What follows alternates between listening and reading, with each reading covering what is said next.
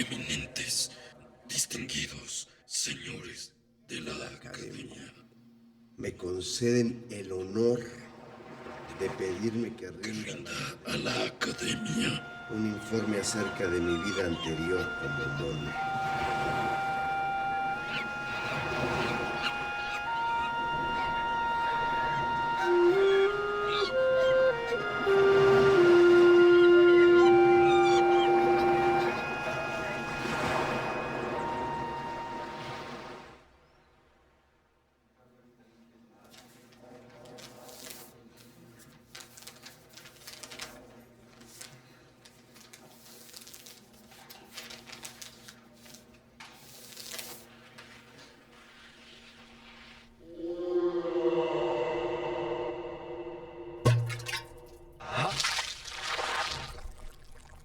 Kafka no tomaba nada, pero sí era un gran observador. Estoy seguro que esa botella estuvo frente de él en una noche, en un lugar con el tío.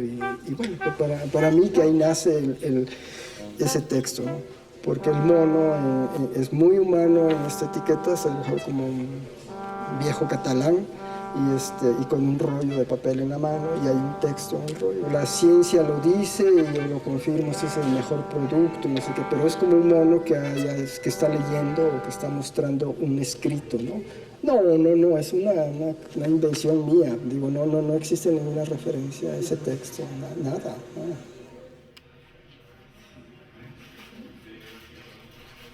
He llegado a adquirir el grado de cultura media de un europeo. Te estoy pintando.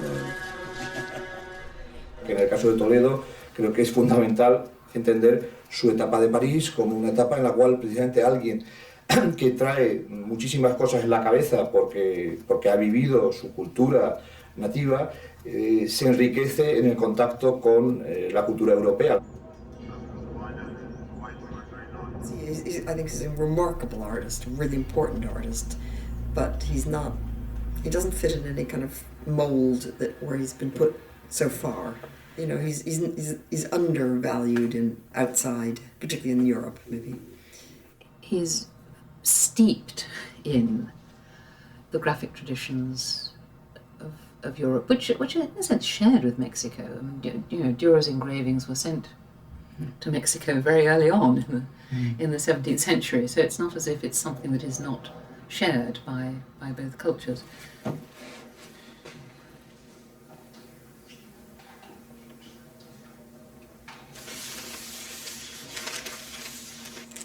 creo que soy más un artista, un dibujante o un artista gráfico, creo que más que pintor, creo, no sé, tú cómo lo veas.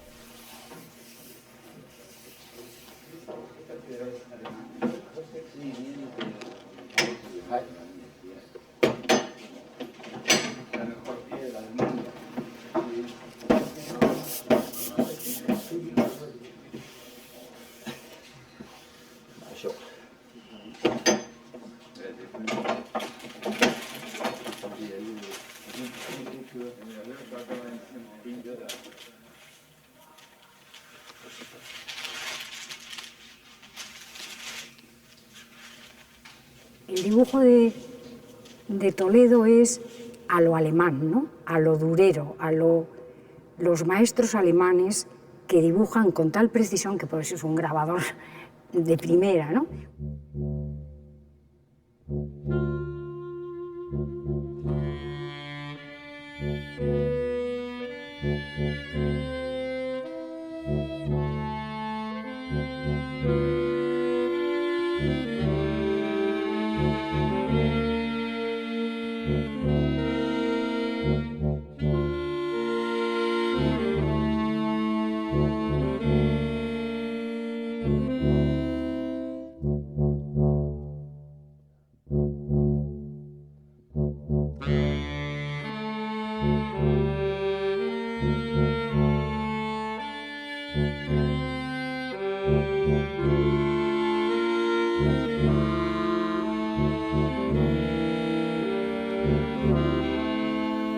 Estos son los grabados, los autorretratos de Toledo. Y recuerdo que decía una placa y luego pues nos pareció simpático ver que era un autorretrato, pero después más y más y más y más y más hasta que decíamos, ¿qué pasa ya, no? Un autorretrato, ¿no?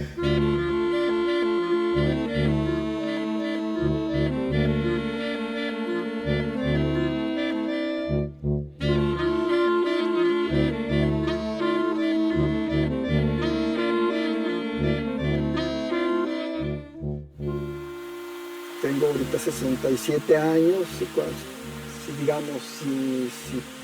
si he hecho autorretratos de manera recurrente en estos últimos 10 años. ¿Cómo me veo? Pues me veo deteriorado, viejo, cansado, pero bueno, no sé, así es como me veo. Bueno, como me muestran las fotos o el tiempo que pasa, aplasta.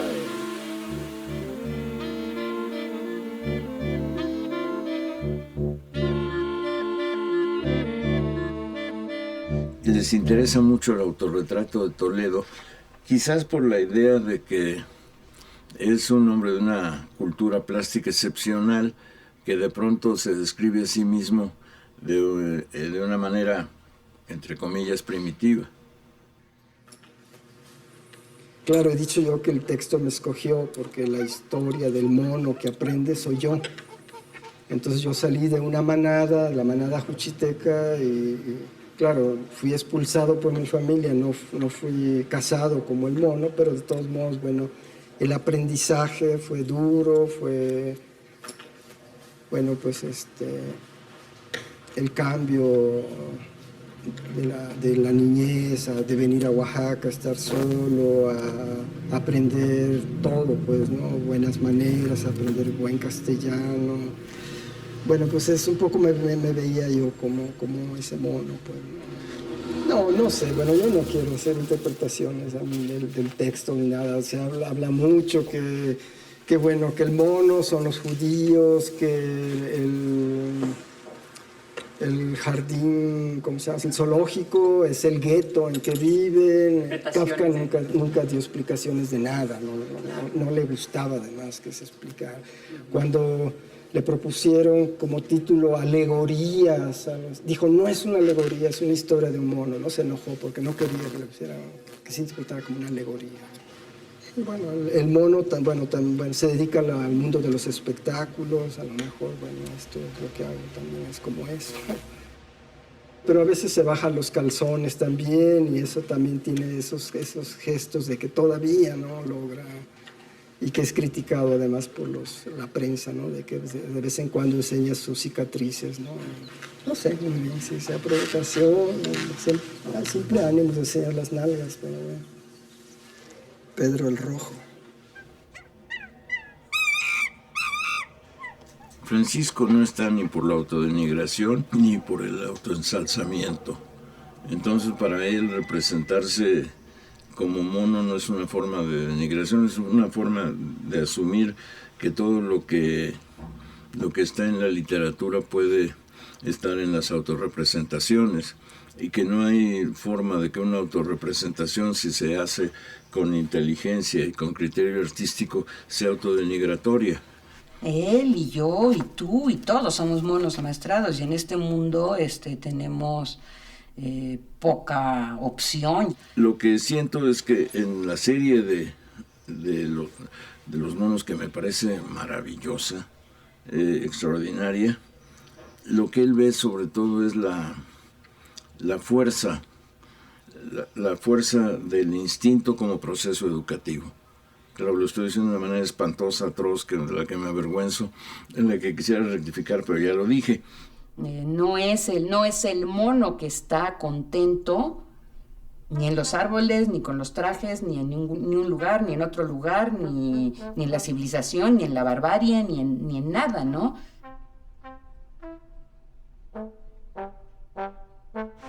Pero digamos que el salir de casa, el salir de un pueblo, el salir de ir a viajar, aprender, bueno, tal vez esa era la idea, ¿no? Pero tampoco la casa ni el pueblo era el estado salvaje tampoco, ¿no? También, había una cultura, había un lenguaje, había muchas cosas que no se puede decir que sea de lo salvaje pasar a lo civilizado, ¿no? Que los cuchitecos ahora o lo reivindiquen como uno de sus héroes o que lo expulsen como uno de sus hijos traidores, es totalmente irrelevante. De quien está exiliado Francisco es de sí mismo, ¿no? Y eso no tiene remedio, te mudes a donde te mudes, ¿no? Te vayas a donde te vayas o te acojan donde te acojan. Que Francisco es rechazado o aceptado de manera totalmente acrítica. Entonces, eso lo deja solas con su propia conciencia, ¿no?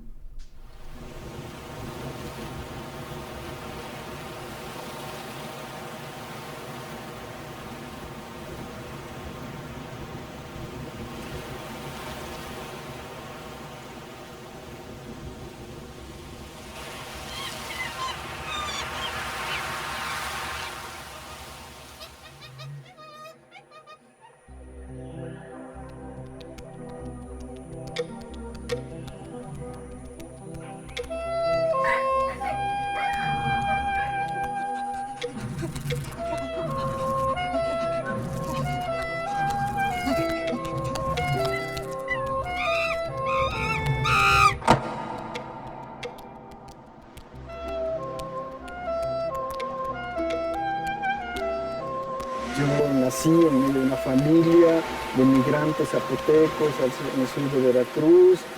Supe lo que es estar excluido por ser de otro lugar, porque tus familiares visten de largo o porque hablan otra lengua.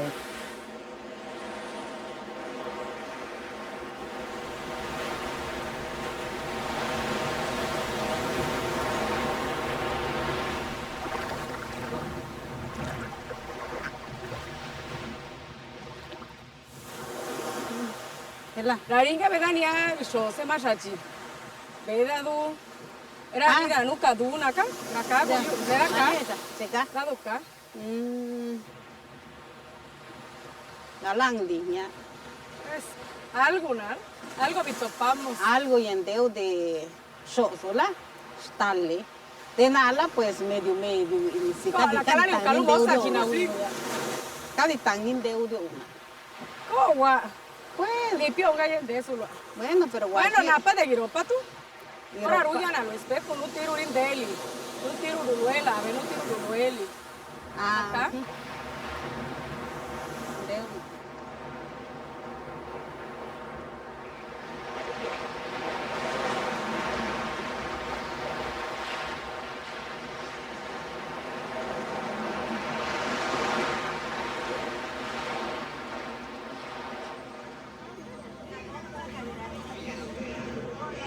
Nos fuimos a Juchitán y reconstruimos la Chishopa y vivimos en la Chishopa, que conservamos muchísimo tiempo, que era un rancho a las afueras de Ixtepec, que era nada más que una alberca y una huerta hermosísima con árboles viejísimos y hermosísimos, y que vivimos poco tiempo allí. Juchitán es un lugar muy difícil para vivir, el Istmo es un lugar muy difícil, hay muy mal clima, muy poca actividad, mucha política, mucha cerveza, mucha...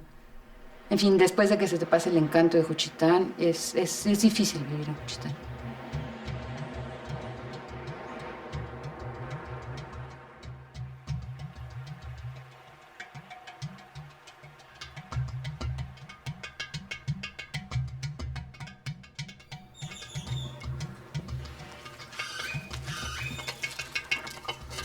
Yo pienso que este calor que hace aquí, que es el trópico, te obliga a quitarte la ropa, a andar como muy ligero de ropa, te obliga a salir, a vivir los corredores, los patios. Es como que todo se vive a flor de piel, no hay ocultamiento.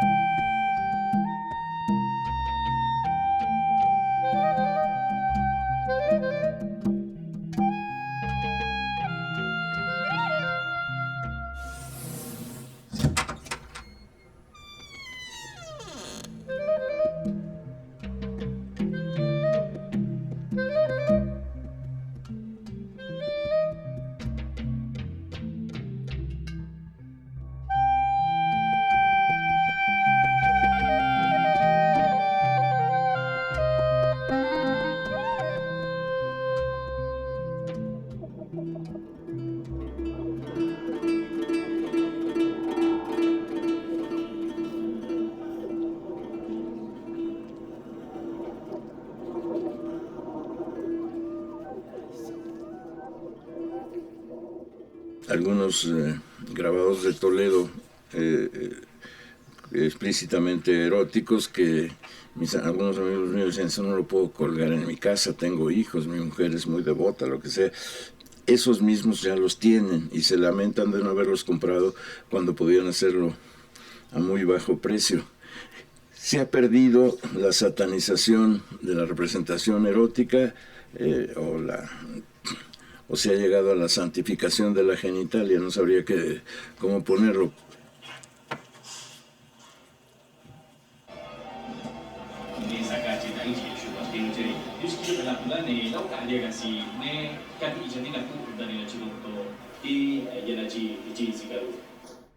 Bueno, mira, este es un trabajo, el primero que hago con mi padre, y es una colaboración distinta, ¿no? Casi siempre los poetas o los escritores escriben un cuento o un poemario y se lo dan a alguien para ilustrarlo.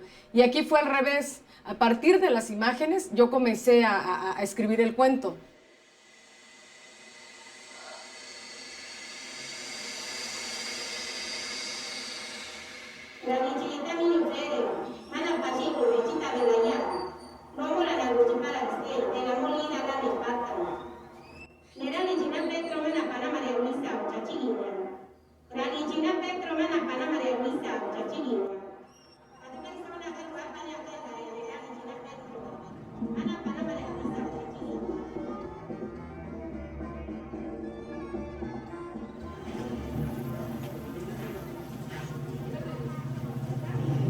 Mi primer contacto con Toledo fue a través de Víctor de la Cruz. Él me invitó hace muchísimos años a dar una conferencia en la Casa de la Cultura de Juchitán y fue de veras muy impresionante para mí porque lo primero que vi pintado en las bardas de Juchitán, en los muros, era de Francisco Toledo y Víctor de la Cruz, putos. Y entonces dije, ay Dios, ¿qué pasó aquí? Bueno, en Juchitán había, antes de la COSEI, había un partido que tenía toda la simpatía de los juchitecos, o una gran mayoría, que era el PPS. Entonces, en ese sentido, el PPS, mucha gente del PPS pasó a ser parte de la COSEI. Entonces, bueno, había una lucha por el municipio.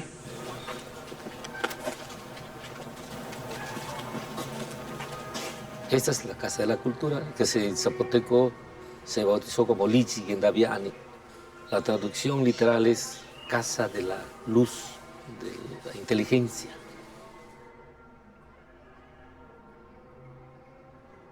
Pues aquí tenemos una foto de Francisco Toledo y aquí sentadito estoy yo. Creo que este es el día de una marcha de 1983 de apoyo al ayuntamiento desconocido en ese año que fue electo en el 81.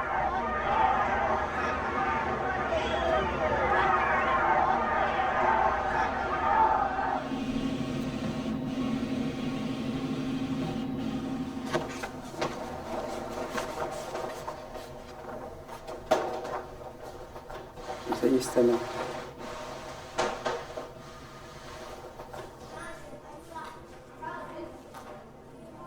Yo estuve haciendo algunas colaboraciones con Francisco y él, bueno, siempre tuvo un aprecio muy importante por la fotografía.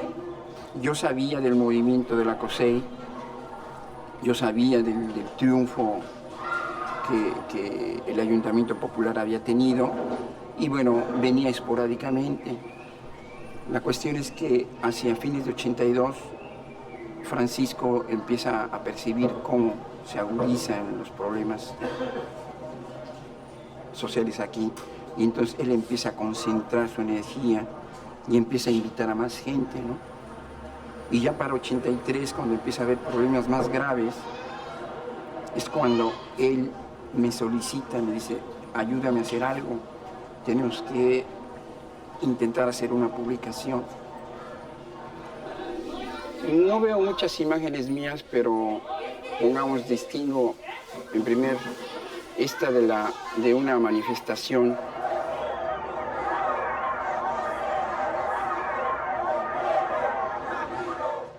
Para lo que sirvió este movimiento es para darnos cuenta de muchas cosas, pero una de las cosas que a mí me parecen rescatables de ese tiempo y de la COSEI es como la revalorización de lo zapoteca, de lo propio. No había culturas populares, no había educación indígena, no había la menor intención política de parte de ninguna institución educativa de reivindicar las lenguas, nada, ¿no? Entonces todo esto era un poco inédito.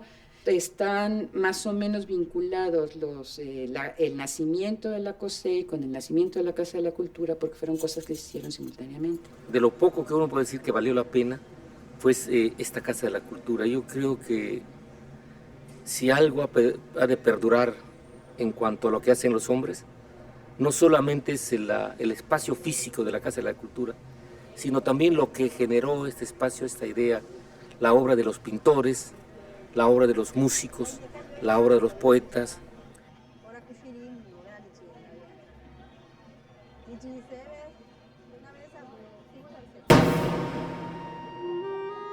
Un amanecer, con toda la manada, me acerqué a beber a la orilla de una laguna. Allí, camuflados entre la maleza de la ribera, los hombres de la expedición de cacería de la empresa Hagenbeck estaban al acecho.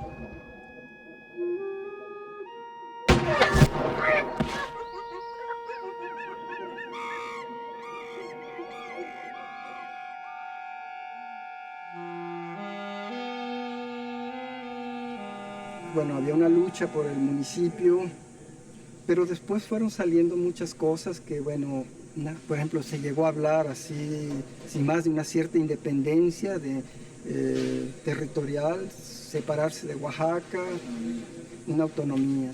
Pero bueno, porque esa lucha ha venido desde muchos años atrás y muchos líderes han enarbolado esa bandera de autonomía. Aquí en Juchitán hay matanzas se muere, mata a la gente, porque es el primer enfrentamiento de la oposición con este Estado priista, del cual se ha apropiado el PRI. Entonces era una situación más difícil.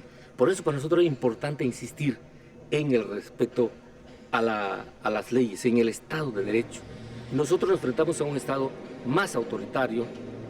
Por eso tuve que dejar la Casa de la Cultura. A nadie va a correr actualmente la directora de la Casa de la Cultura de aquí en Juchitán, Oaxaca. Ya no existe esa fuerza del Estado que podía hacerlo antes, ¿no? Nadie, entonces realmente me tocó vivir en un momento de Oaxaca y me tocó vivir acá. Y creo que aquí era bastante más temible. Aquí las desapariciones, porque son de Víctor Pineda Nostroza, se da en este contexto de un Estado incontenible. A Toledo le preocupa muchísimo Nachiña, que es la madre de Víctor Diodo, que fue asesinado.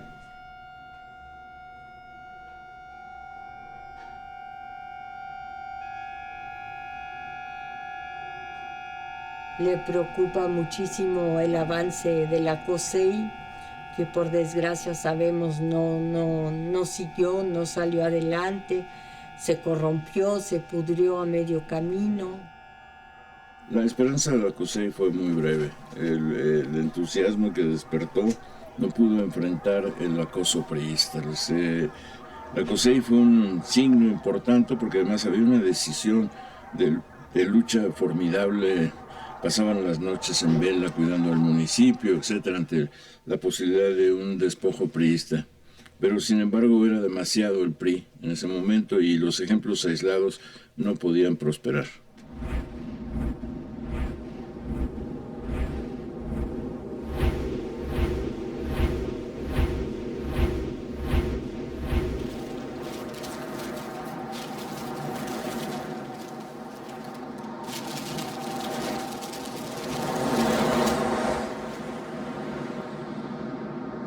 Exactamente era el 17 de julio de 1983 y nos conducíamos por esta carretera y un poco antes de llegar a esta localidad nos pararon algunas gentes que ya regresaban del mitin porque lo habían echado abajo, era de la COSEI y había habido esquiroles y incluso hubo violencia y hubo disparos de escopetas y nos encontramos más adelante gentes que venían heridas en los brazos. Nosotros llevábamos un guía que habíamos recogido aquí. Aquí había varios policías que estaban parados aquí y un grupo de hombres estaban dispersos por acá, varias gentes. Uno de ellos, que estaba dando la espalda, les gritó y nos señaló. Y ese tumulto de gentes se vino sobre nosotros. Y lo primero que recuerdo es un impacto de una piedra monumental que nos la estrellaron en el parabrisa, se hizo 1000 pedazos y de ahí fue el caos total. Francisco Toledo estaba en el piso y lo estaban arrastrando, lo jalaron del cabello. Ya no me acuerdo qué pasó con Francisco siquiera, que después de que ya me agarraron a mí, yo ya estaba atento por sobrevivir y ya no podía estar viendo qué pasaba con los otros. La policía, en vez de rescatarnos, nos dijo, bueno, les doy tantos minutos para que huyan, para que se vayan de acá. Entonces nos fuimos tristemente lastimados en lo más hondo de nuestro ser, porque verdaderamente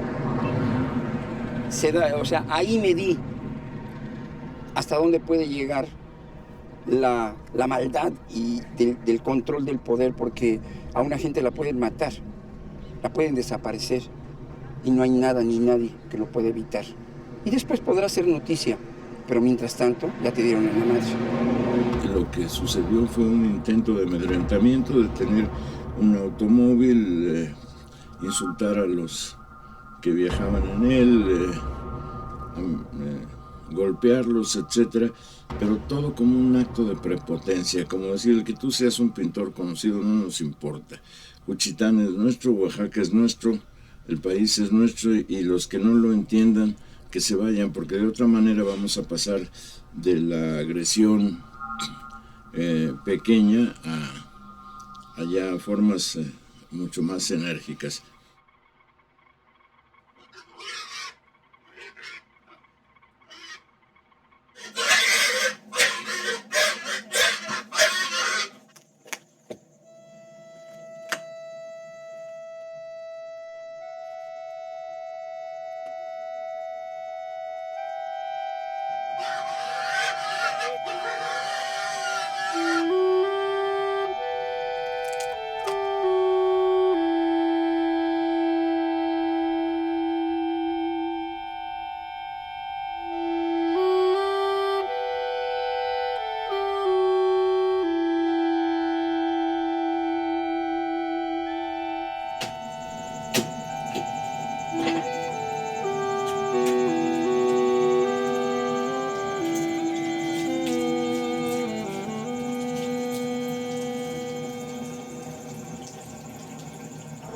¿Por qué desde hace 30 años Toledo se ha ido de Juchitán y no ha regresado? Mucha gente pregunta, bueno, ¿por qué?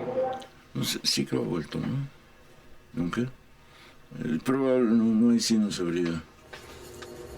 No volví más a Juchitán, desde entonces no he vuelto a Juchitán. No has vuelto ni una ocasión. La tía Lupe, la panadera, cuando ya estaba por morir, me llamó para decir que quería verme. Y entonces dije, bueno, ahora sí tengo que ir. Y la noche que me habló, al día siguiente tenía que salir, en la mañana me dijeron ya murió. Entonces ya dije, ya no volví más. Que los familiares a los cuales yo veía, quería, ya todos murieron. En la Casa de la Cultura no sé qué pase, no tengo mucha relación con ellos. Y bueno, pues mi alejamiento es un poco porque pues, no tengo nada que hacer ahí.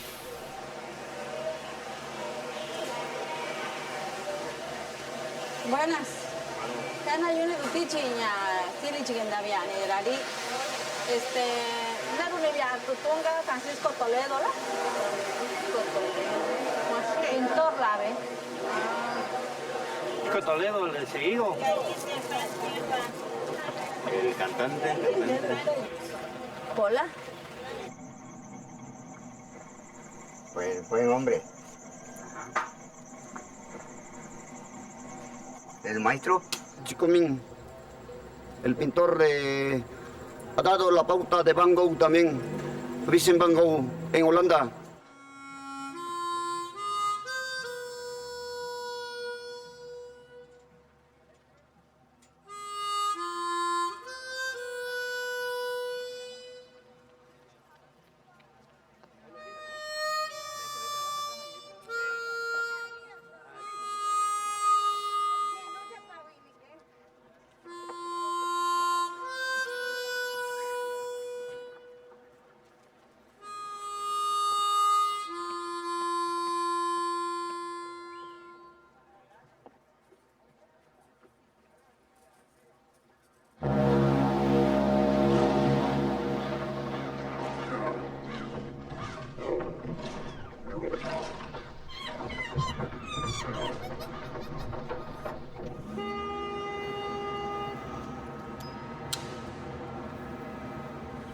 Esta es la casa, sí. Sí, este es el balcón. Donde está este balcón, esta era la habitación de Francisco Toledo. Retrato al natural de Donis Toledo. Mira la soltura ya del trazo de él, ¿no? Y la síntesis, cómo realiza ese retrato. Ese soy yo, como quiera que sea, soy yo, ¿no? Digo. Sousa me preguntó, me vio entrar a su galería y me dijo, ¿qué andas haciendo, Donis? Le dije, nada, te vengo a enseñar algo. Y me dijo, ¿tuyo? Le dije, no, de un joven pintor muy talentoso de Juchitán. ¿Cómo se llama? Me dijo. Le dije, Francisco Benjamín López Toledo. Y me dice, ese nombre es larguísimo. Dice, él debería llamarse Francisco Toledo. Y él lo bautizó con el nombre de Francisco Toledo.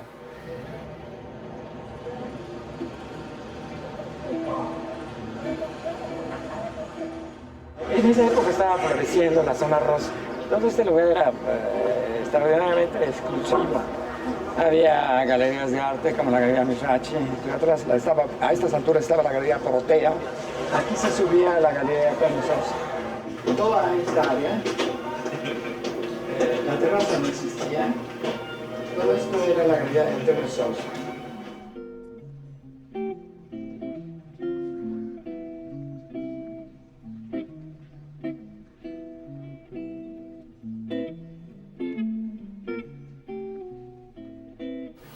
Mi paso por México fue de 1 o 2 años antes de irme a Europa. O sea que yo de Oaxaca a Europa he de haber tardado 2 años en México. Esta foto, pues no la puedo citar exactamente, pero pues como se puede ver, jovencísimo. Esto fue cerca de la Torre Eiffel. Quiero situar la calle, pero no No alcanzo a distinguir, ahorita te voy a decir qué calle era esta. Voy a decir, Danglars. Bueno, no es una calle muy conocida que digamos de París, pero ahí andábamos nosotros.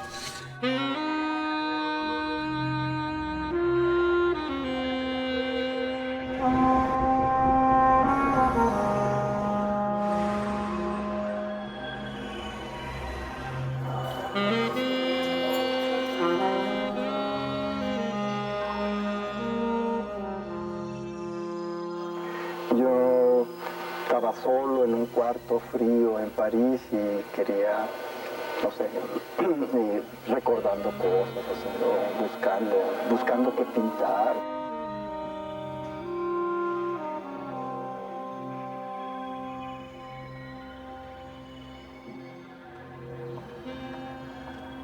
Cuando he vivido fuera del país y creo que de ir al taller y trabajar es un poco para no estar solo.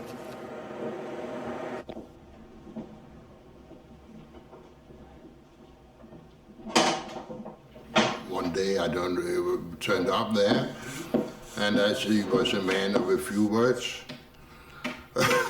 and he was very shy, me too, timide, shy, I think it's in English.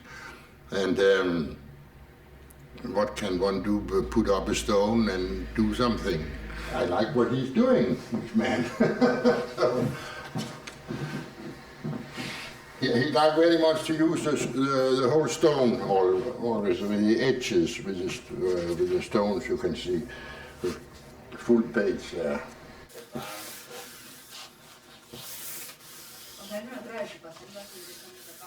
I remember once we said, now, what he make the stone?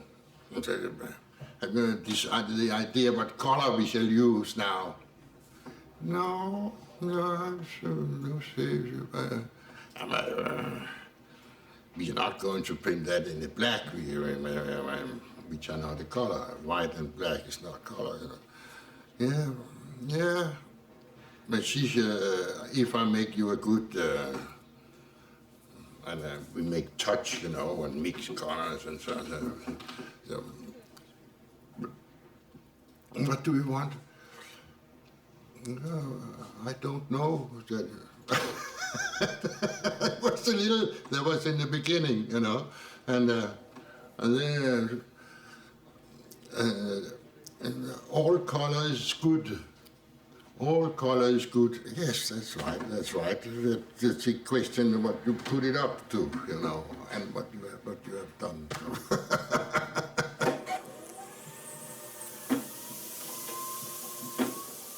Toda esta pintura de materia que se usaba en los 60 en París, digamos, Burri, Tapies, Dubuffet y un sinfín de gentes que usaban estas materia tan gruesa, ¿no?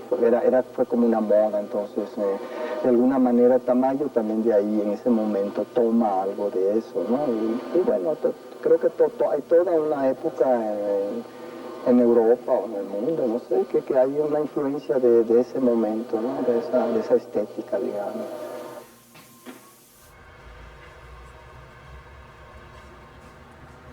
Toledo está en París muy apoyado por Tamayo.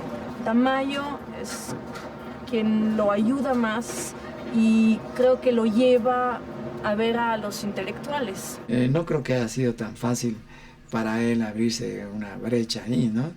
Tuvo la suerte de tener los contactos, pero con su carácter y todo no era fácil, ¿no? Pero él era mudo, no hablaba, no decía una palabra. Y mi papá recuerda en el texto que él pintaba sus manos. Dibujaba todo el tiempo cosas y después las borraba y repetía. Y en las mesas, y en las toallas. Dibujaba en las paredes como los niños, dibujaba en su pantalón, dibujaba en sus manos, en sus brazos, por todos lados dibujaba.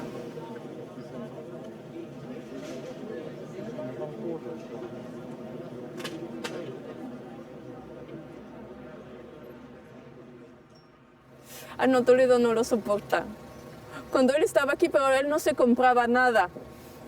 Y lo veo un día con este frío y un suéter azul, ¿sí? un suétercito azul. Dijo, pero ¿qué haces con este frío? Así, pero en mi pueblo son las mujeres que compran las cosas para los hombres. Ahí digo, bueno, ¿y tú estás esperando que una mujer llegue y te compra el abrigo? Y yo tenía un abrigo, pero demasiado grande para mí. Y dije, bueno, a ver si te queda. Y le quedaba perfecto y se fue con mi abrigo.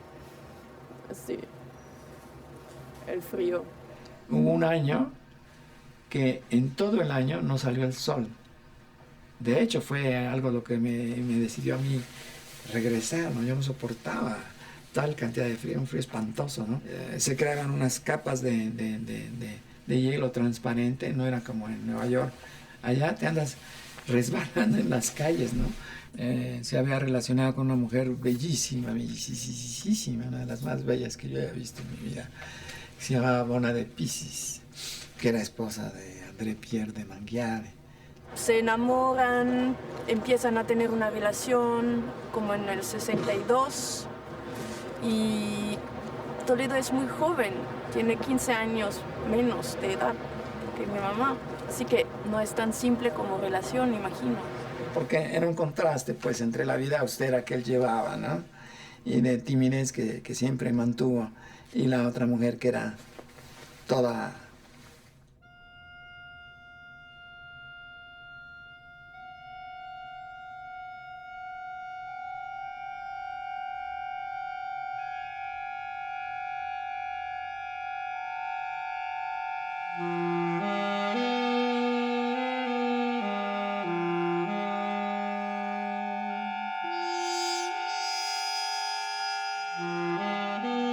La gente en París, en Francia, ignoraban las atrocidades que el ejército francés cometía en Argelia, ¿no? Había un clima muy enrarecido, ¿no? Entonces a nosotros nos veían cara de argelino y nos detenían en cada esquina. Toledo siempre había problemas con él porque él nunca traía documentos en la bolsa y si los traía no los encontraba. Se ponía sumamente nervioso y buscaba y no encontraba nada, ¿no? Y el policía gritando... sus papeles. Y yo trataba de explicarle, mire, somos estudiantes, somos mexicanos, sí, pero los papeles de él. Y él no los encontraba, ¿no? Finalmente dijo, lárguense, dijo el policía, ¿no?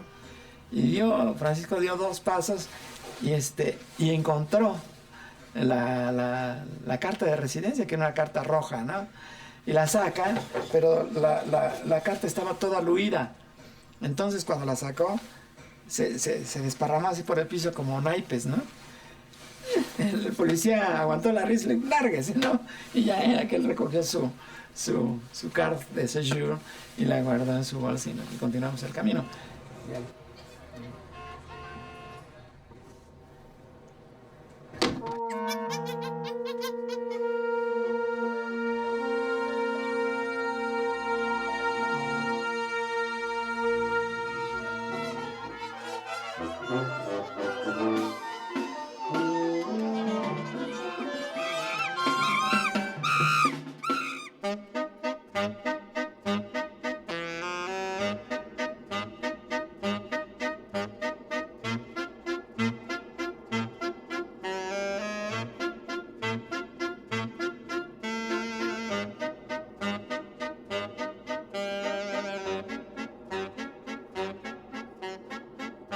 Oaxaca era otra ciudad muy bella y todo el aprendizaje estaba en la ciudad misma, en los retablos, en las pinturas, en las iglesias, el arte popular, bueno, todo lo...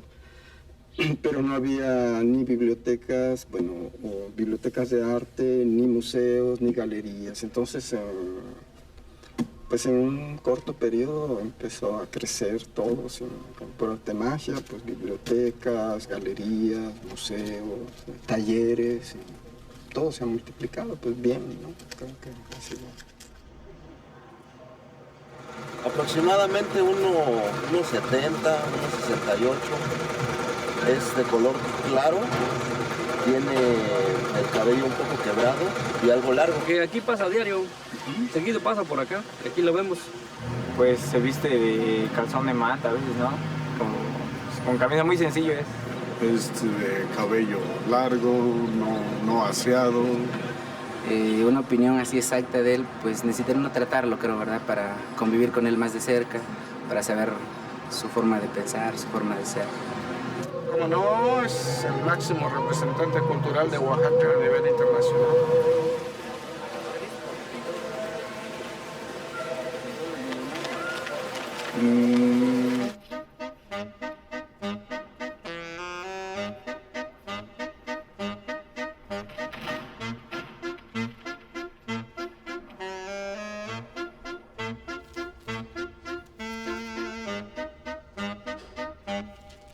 Ese bebé es Lauriana. A ver, ese bebé es Jerónimo. Y estamos en un reventón. Pero la vida era más o menos... Esto es Juchitán, esto es Oaxaca, esto es México, esto es Juchitán, esto es México, esto es Coyoacán. Entonces la vida era como muy... Bueno, yo al separarme de Lisa y de Jerónimo y de Lauriana, me vine a vivir a Oaxaca. Vivíamos en México y entonces yo me fui quedando con la casa y en una ocasión vino Tamayo y me visitó y entonces me dijo, oiga, ¿qué hace usted ahí solo en esa casa tan grande? Lo van a asustar, pues, que se lo van a comer los fantasmas.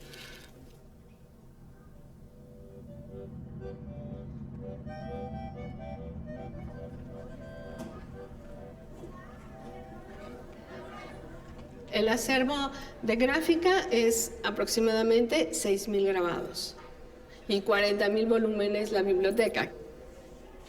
Tú puedes ir construyendo una historia de la gráfica en México a partir del acervo, pero igualmente hay un recorrido por la gráfica mundial en donde tú puedes tener desde Durero hasta Lechinsky, hasta todos los que estás viendo aquí, ¿sí?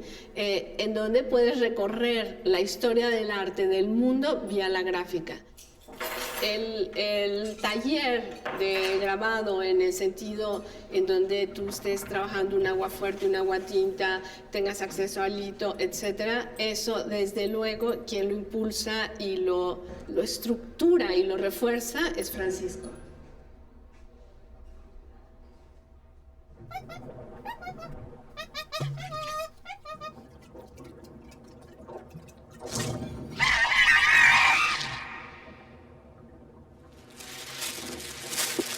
Bueno, esto lo que es interesante y que yo nunca antes había usado es una herramienta, que es esta herramienta que es un peine para perros, que no es una herramienta de grabar precisamente. El formato es muy bonito, también me gusta este formato que nunca antes había hecho placas tan largas, pero eso también lo dictó la herramienta, porque es más fácil hacer ese movimiento en una placa larga, ¿no? Así de... En otros grabados sí hay, bueno, más que todo es la cosa de ir cambiando figuras que no me gustan, pero esos están hechos de una sola intención.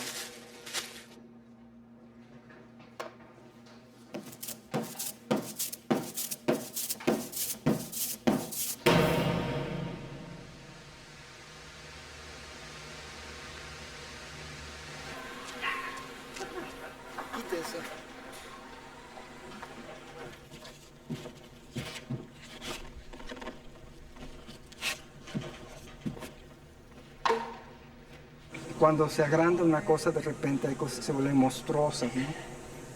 Y sobre todo si está uno dentro de la pieza, o muy cercano a la pieza. Esta pieza, por ejemplo, toda esta área se va a ver desde 15 metros de altura.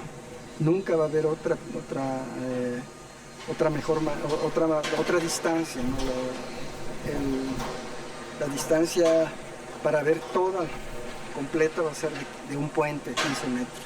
Entonces, bueno, si quieres ver el techo de esto, tienes que subirte hasta allá o allá. Sí, el agua va a caer hacia estos dos lados y luego también va a tratar de que caiga de estos otros dos lados. 4 vertientes.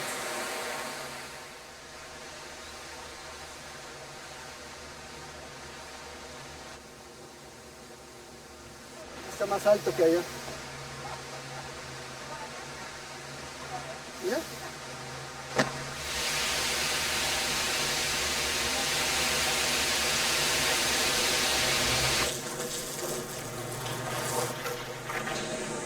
siempre he tenido problemas para aceptar ese tipo de proyectos, pero al final, no sé, ya dije que sí. O sea, para mí 2, 4 metros estaría bien. Ya esto es. Pero bueno, aceptamos el reto, ¿no? A ver. Hay una frase maravillosa de un pintor, Walls, un pintor francés que cuando yo llegué en los 60s, bueno, era muy conocido, era muy visto, y él siempre trabajó pequeños formatos. Entonces él decía que la proporción de la mano es sagrada. Entonces todo lo que se haga en esa proporción es sagrado. Saliéndose de esa proporción es gimnasia.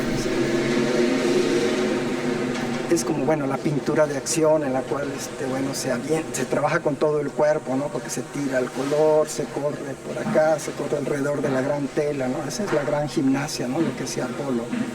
Y este pintor, como Klee, que son de pequeños formatos, siempre el tamaño que abarca la mano, ese es el tamaño ideal para trabajar. Claro, ellos trabajaban hasta en la cocina, ¿no? Mientras preparaba a su mujer un café, ellos podían trabajar en la mesa de la cocina. Pero bueno, ahora con esto, pues sí que es la gran gimnasia.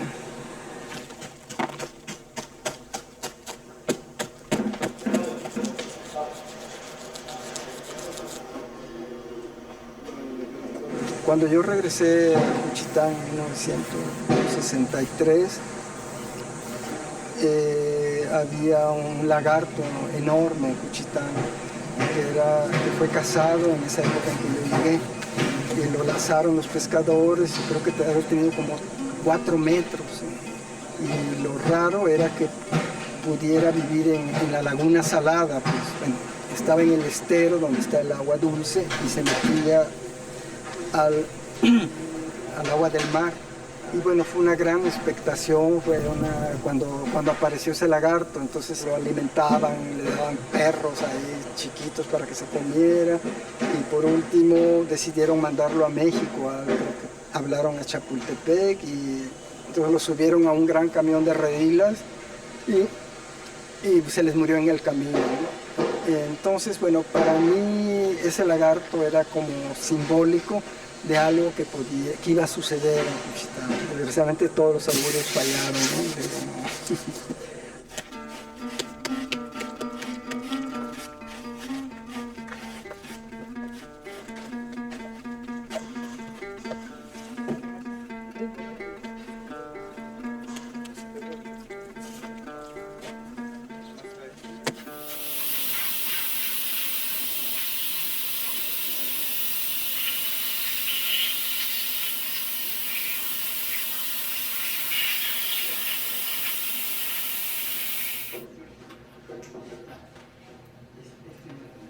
La original no fue una obra de encargo, ¿no? Usted vio la pieza, fue hecha, y luego, bueno, sugirieron que esa pieza se hiciera para un lugar público.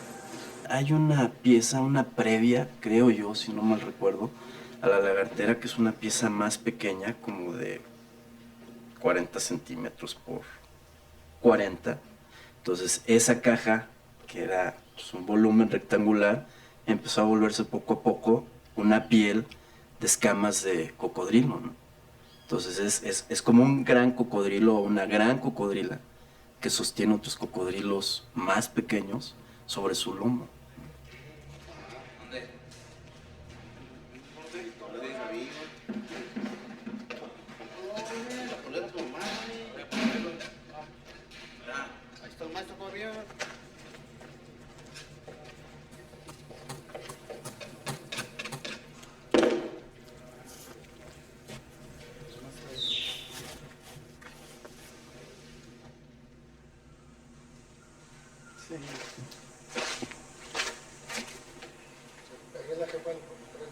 ¿Qué podía hacer?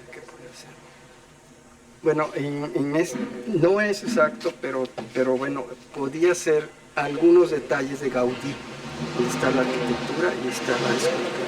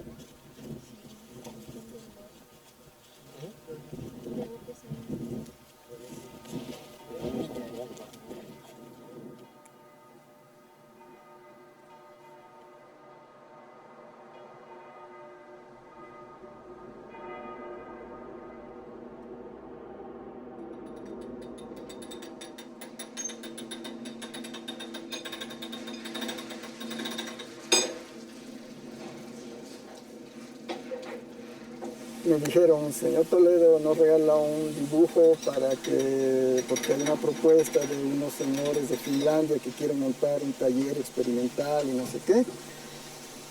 Los del taller de Rufino Tamayo vendieron la gráfica, no me acuerdo si yo les di o no. En todo caso, ellos financiaron en principio la llegada, la compra de la máquina, de esta pila holandesa que se llama, y todo se atoró porque en la aduana de Veracruz no dejaban pasar la pila holandesa. Entonces, ¿a quién recurren? Pues a tío pendejo, como dicen, ¿no? A Toledo. Entonces ahí voy y ayudar y no sé qué. Entonces, bueno, ¿y ahora qué? Pues que la traigan a Oaxaca. Bueno, pues, y una vez que, ¿y a dónde se deja en Oaxaca? No hay un lugar. Entonces a conseguir el lugar. Entonces, bueno, yo me veo envuelto en situaciones que yo realmente no tengo planeado en mi vida poner un taller de papel, ni nada. Pues, o sea, pero bueno, ya una vez que esto llegó, que está ahí, pues ¿quién se ocupa de organizar? Pues nadie. Pues ¿quién es nadie? Pues Toledo.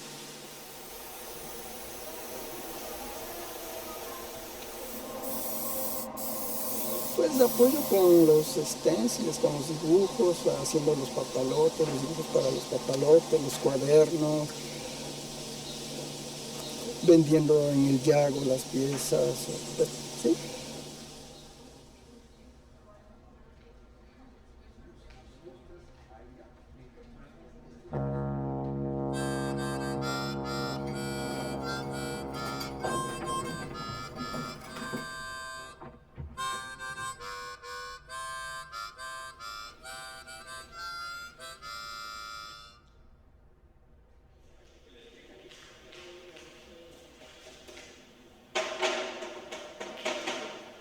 Bueno, Tamayo, debo decir que cuando yo, participaba en Juchitán en los años, que son 80, 70, no sé, con la COSEI y con la Casa de la Cultura de Juchitán, bueno, pues él me decía siempre, ya deje de hacer esas cosas, póngase a trabajar, usted es pintor, usted no es político, usted mire con esa voz que tiene tan chiquitita que no puede, no va a hacer gran cosa. Y bueno, debí de haberlo escuchado, pero pues no, hay algo que me jala para el otro lado, ¿no? Tamayo tenía, o sea, la edad que yo tengo, pues estaba en una época de gran producción y yo pues ando tras los drenajes de los pueblos y, no sé, como que debería también, es como que son los años, que serán los que sean años de madurez, los años de... Yo creo que si no me voy, no voy a nunca hacerlo. Siempre me encuentro pretextos para no trabajar, ¿no? Entonces, que si la hidroeléctrica, que si los precios y todo. Pero bueno, no sé, tengo que tomar una decisión muy pronto de alejarme de Oaxaca o quedarme ya. Y no sé.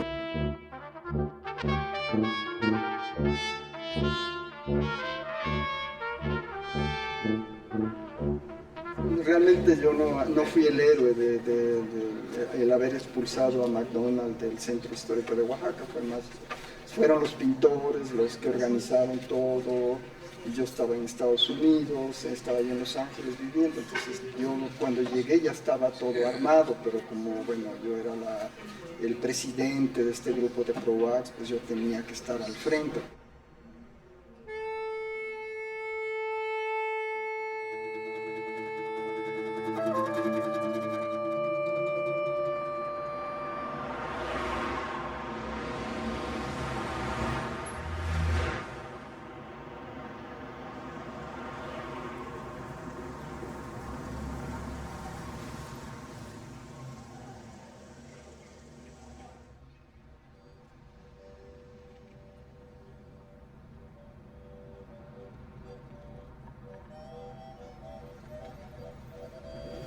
día de votaciones, ayer fue ley seca, hoy todo está cerrado. Digo, ¿quién cree en los políticos en Oaxaca ahora?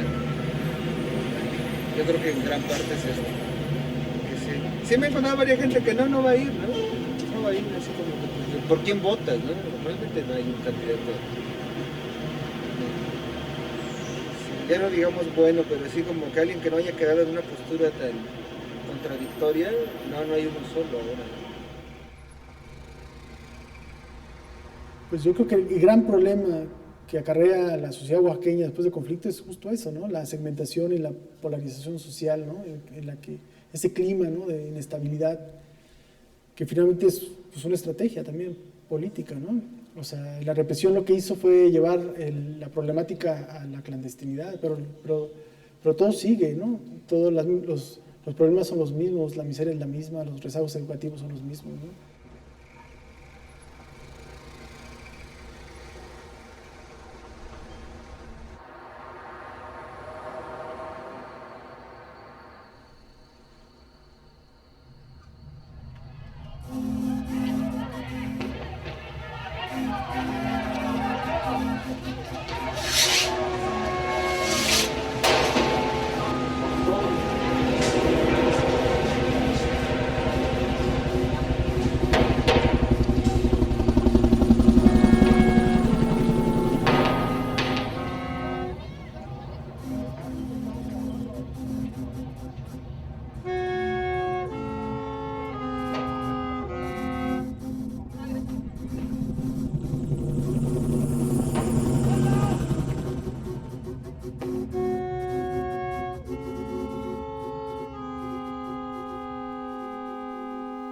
El autobús quemándose, pues así estaba la ciudad.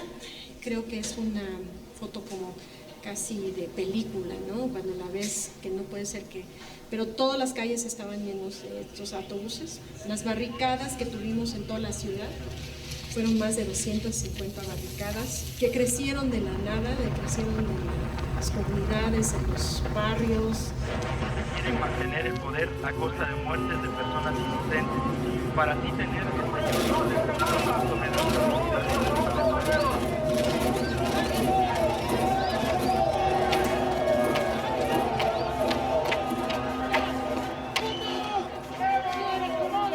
Pues mucho de mi obra se enfocó en los jóvenes, su enojo, están muy enojados, están muy frustrados, no ven que aunque estudien, aunque sean universitarios, en qué van a trabajar. Entonces se volcaron a las calles, se volcaron a las barricadas.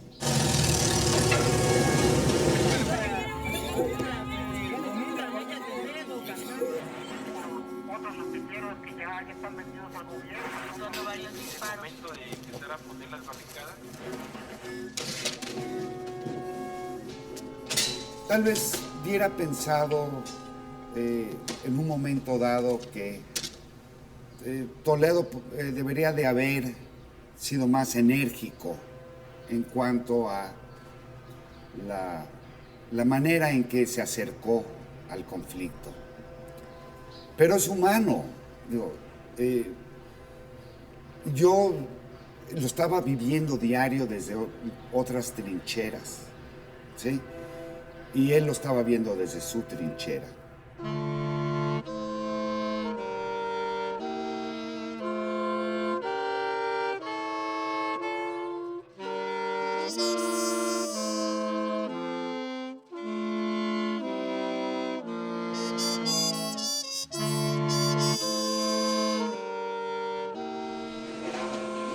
Hay una inconformidad como hubo en aquellos años.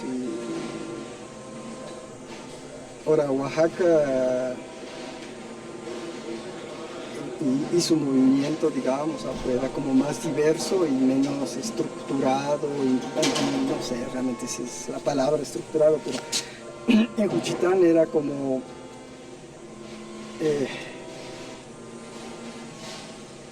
¿cuál sería la diferencia?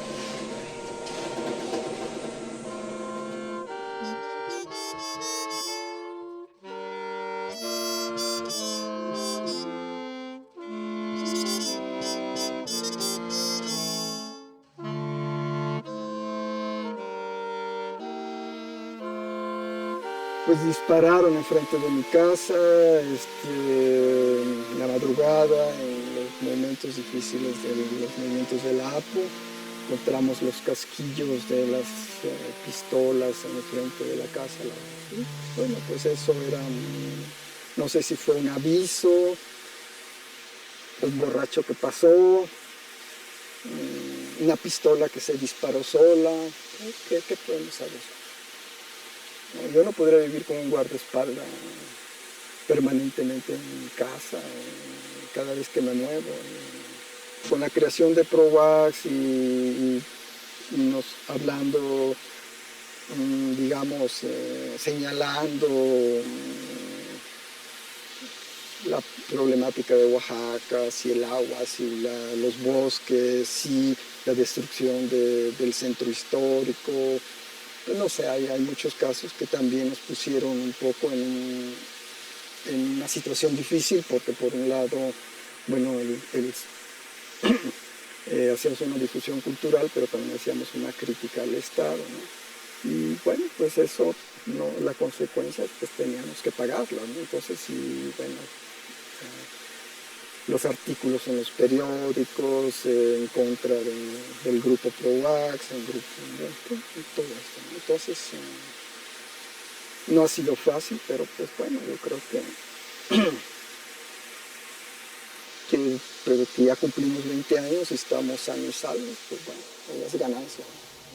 Oaxaca, bueno, pues me da igual, ¿no? O sea, estar lejos de la familia sí bueno, ante la situación política de Oaxaca, no sé, están solos allá, y bueno, eso me preocupa. Oaxaca no es nada. Iba yo a decir, Oaxaca soy yo, pero bueno, es un poco pretencioso, pero bueno, yo llevo a Oaxaca, yo soy parte de Oaxaca, ya no necesito nada de Oaxaca, ¿no? Donde quiera que vaya, llevo a Oaxaca. Entonces, en ese sentido.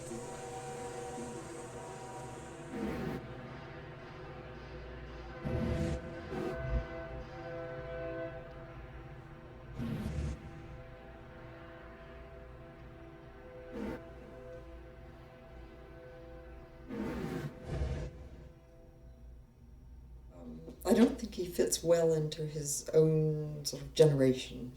So, where artists were, particularly belonged to one movement, and whether it was in pop art or, postmodern art, or, he's of the same age as minimal artists. So and then secondly, because he, the Mexican art scene in the 60s and 70s was, rather isolated from Europe anyway. Bueno, la exposición yo recuerdo que fue una colaboración con la Whitechapel de Londres, que es un lugar que entonces dirigía Catherine Lamper, una crítica que yo ya había colaborado con ella. It was a success on a general audience level, but it didn't change, there isn't a Toledo in the collection of the Tate, The British art critics were respectful and they described the work. Y a mí me interesa ese tipo de artistas que no están, digamos, en el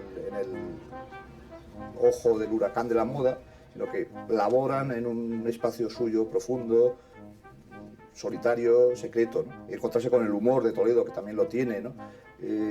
Pues es una experiencia, y yo recuerdo gente profundamente atraída por todo eso, ¿no? In a way, this exhibition was perhaps premature. I'm not sure. It might have been just the wrong moment.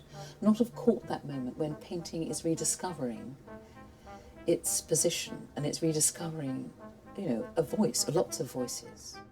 Pero yo no creo que Europa lo reconozca, o que Tuxtla Gutiérrez lo reconozca, o que Los Pinos lo reconozcan, sean situaciones que lo afecten. A él lo afecta el sentir que está agotando el repertorio, lo afecta el sentir que está de pronto ante la repetición. Sus crisis no son de falta de reconocimiento, sino de sobra de autocrítica.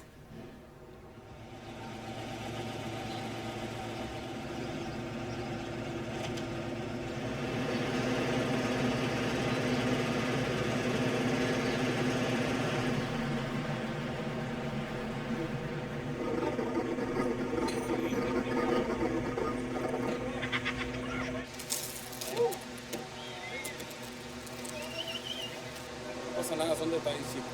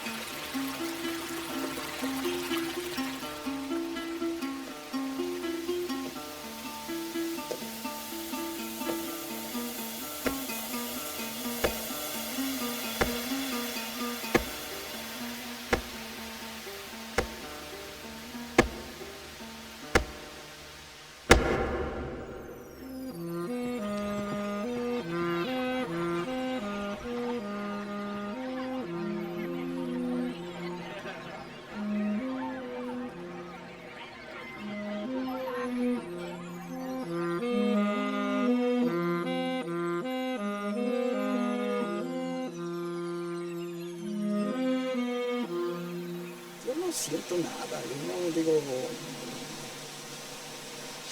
en el fondo la pintura son como momentos,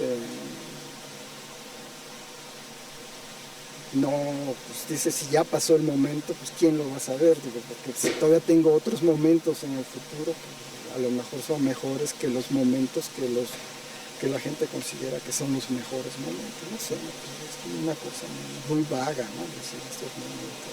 Pues el de pintor, esa es la salida que tengo, ¿no? Como el civilizado, entre comillas, no sé, el que ha aprendido, ¿no? Oficios, a leer, a escribir, pues eso,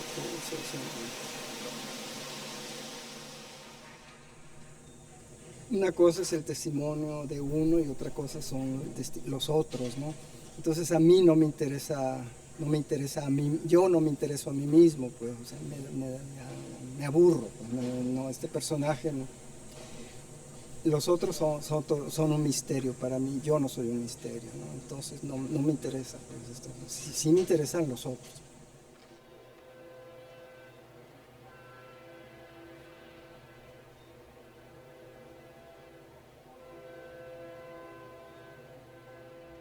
Por lo demás, no me interesa el juicio de los hombres.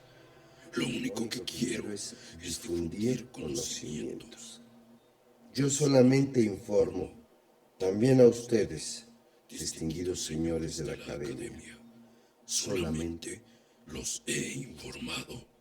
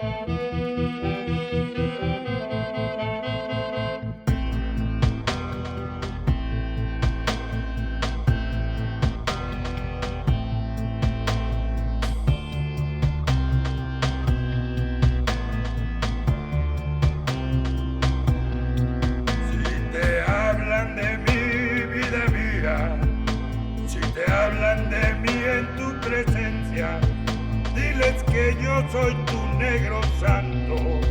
Diles que yo soy tu negro santo. Yo soy un feo que sabe amar con todo su corazón y te quiere de verdad. Yo soy un feo que sabe amar con todo su corazón y te quiere de verdad.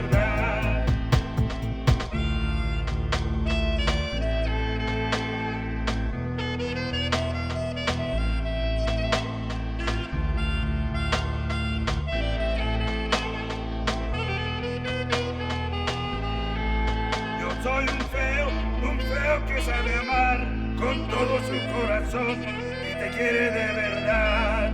Yo soy un feo que sabe amar con todo su corazón y te llevará al altar.